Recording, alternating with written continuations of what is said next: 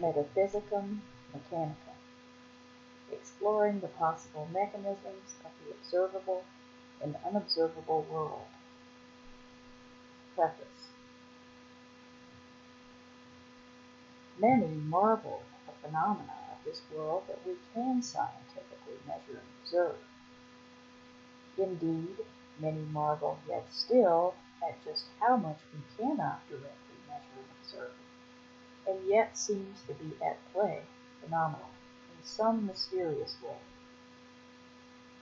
In this work I shall attempt to elucidate upon some possible postulates related to the so-called physical and metaphysical realms, and their seeming complementary and interdependent nature, whether or not prevailing philosophies support or contradict this view.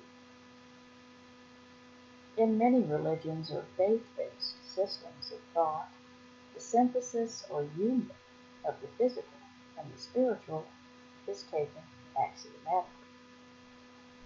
Yet in many other perspectives, such as scientism or materialism, the metaphysical is not taken for granted and is often hotly contested. Moreover, in some scientific circles, there is not so much a battle against spirituality, rather a view that what some people experience as numinous is merely mistaken. From this perspective, there is truly no such thing as anything supra or supernatural. There are only phenomena as of yet to be measured, observed, and fully understood. From this vantage point, there is another kind of faith that we will someday possess a complete picture of the physical realms and how everything works and ties in to everything else. Of course, this is the much sought-after holy grail of the sciences, grand unified theory.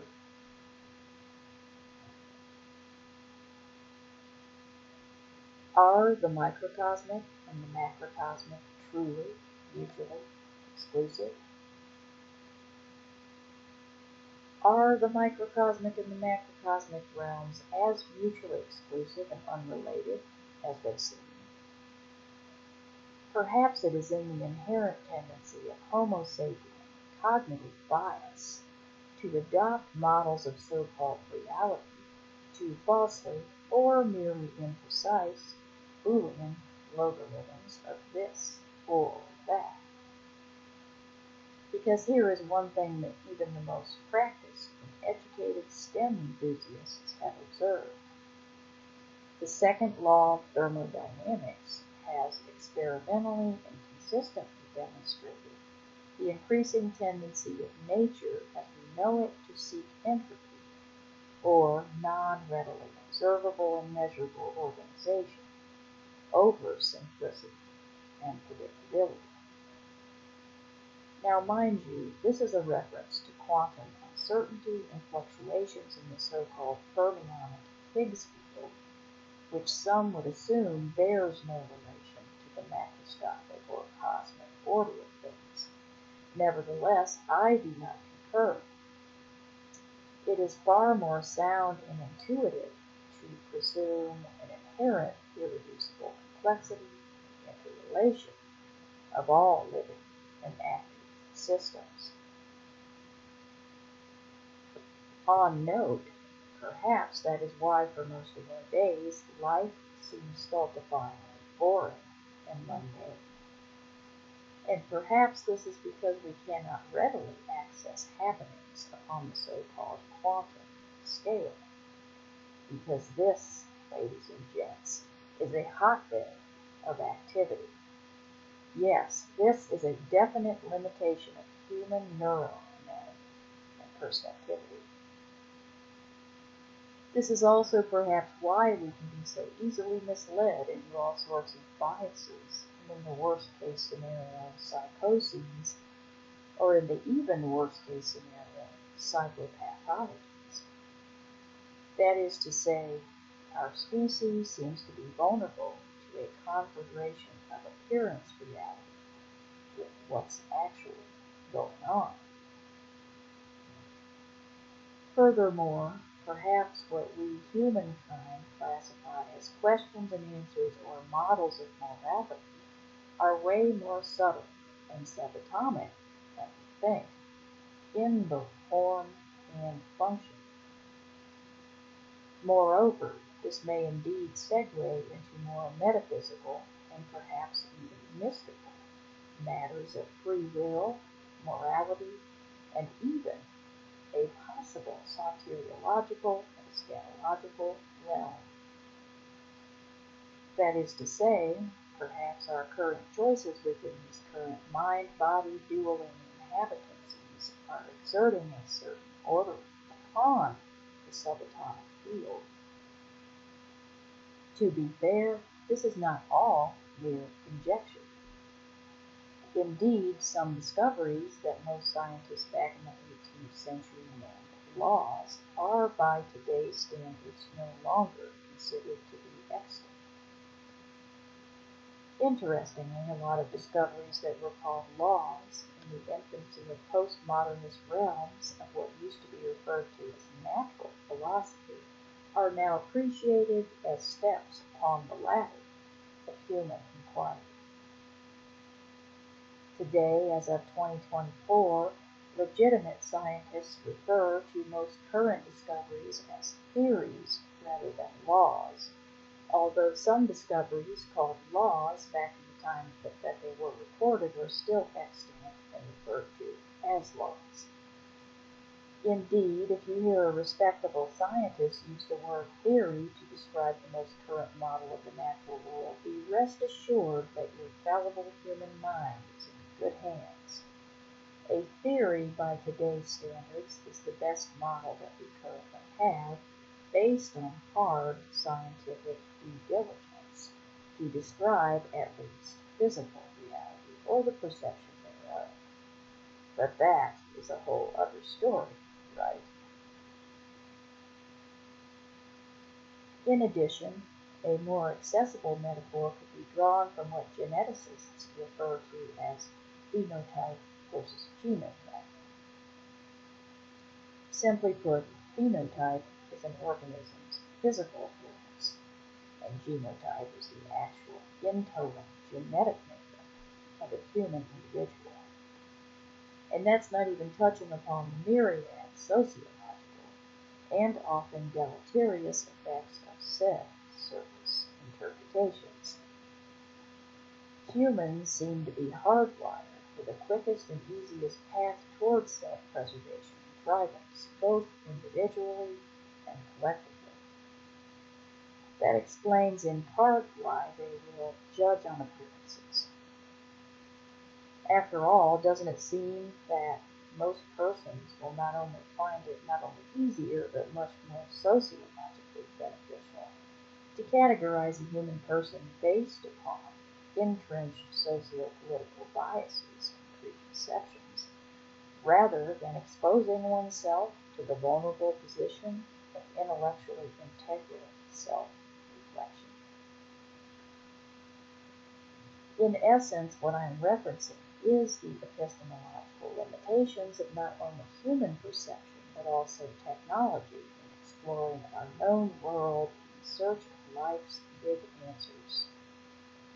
With that said, however, most of our current theories are based in hard science and rigorous methodology.